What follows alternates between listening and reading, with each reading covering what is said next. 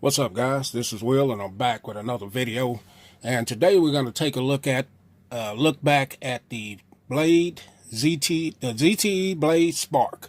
So I did an unboxing of this device about a month and a half, almost 2 months ago, and I wanted to come back and tell you what I thought about the device after using it for that amount of time. So this is a device that you can pick up. It's an AT&T prepaid device.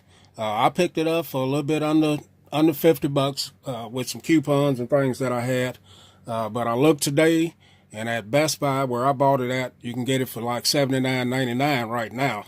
So it's a little bit, it's still under $100, but this thing has some great features.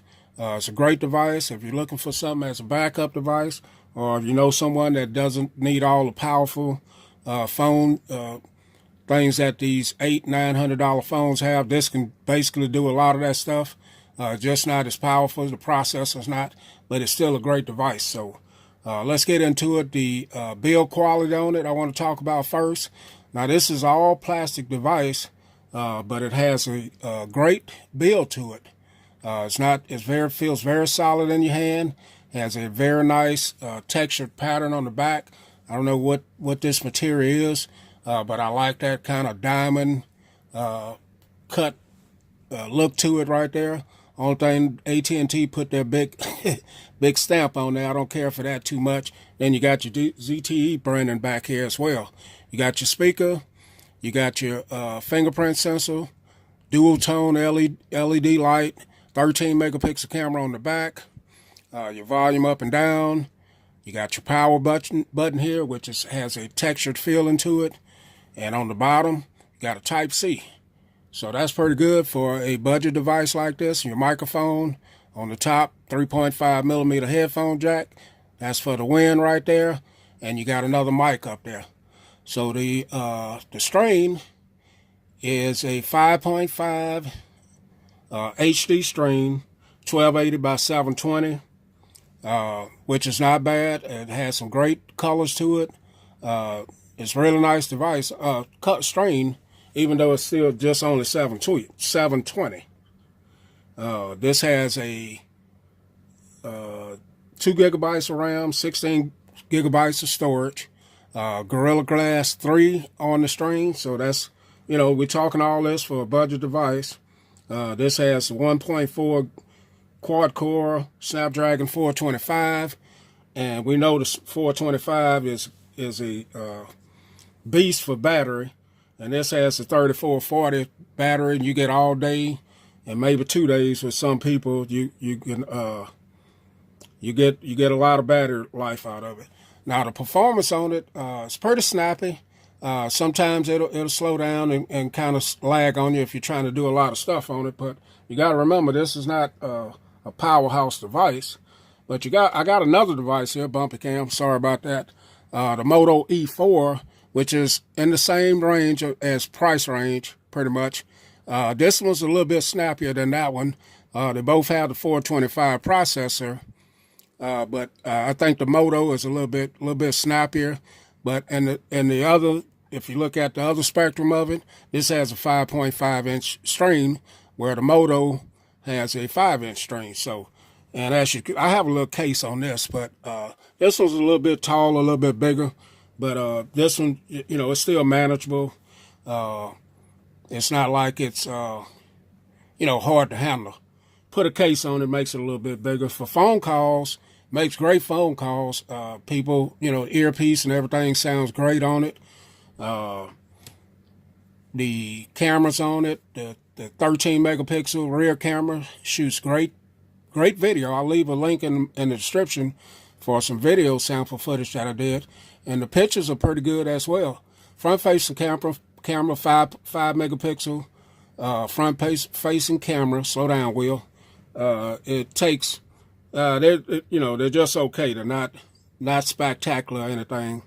You do have your own stream buttons here, and that's another little a negative for it. They got these on-stream buttons, and it takes up a lot of the screen area down here at the bottom. But you can't really complain about, like I said, Phone's under $100, performs well, and you can do just about anything you want to do on it. So that's just a little minor gripe right there. It does have a slot for a micro SD card slot, which is nice.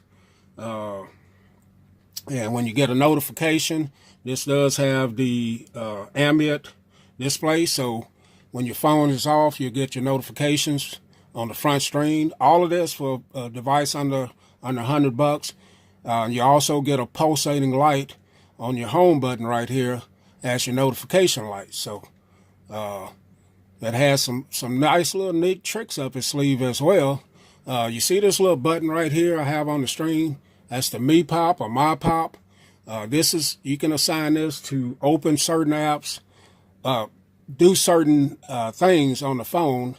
Right now I have mine, if I press it, it brings down my status bar. But we'll go in here and take a look at what else you can do with that button right there. So let me find it. Here it is right here. I know I had it there. Now you can customize this to open up certain things. As you can see, you can if you put it right here, you select home, it'll go home.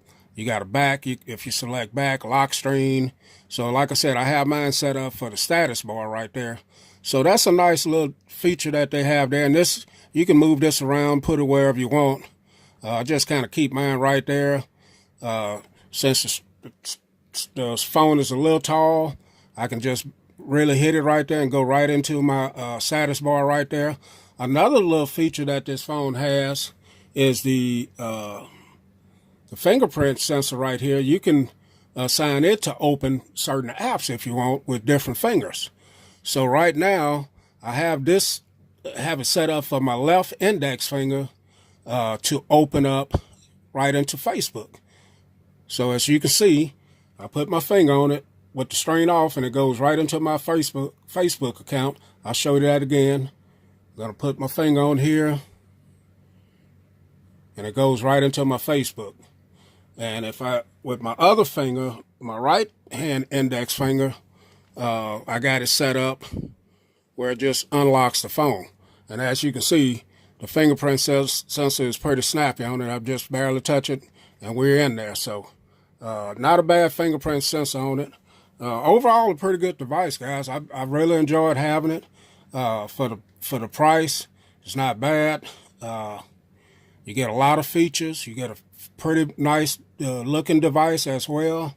If you want to pick it up for yourself as a backup, if you got someone that doesn't need all the power and doesn't want all the big price, as some of these flagships out there, this is a great device to have.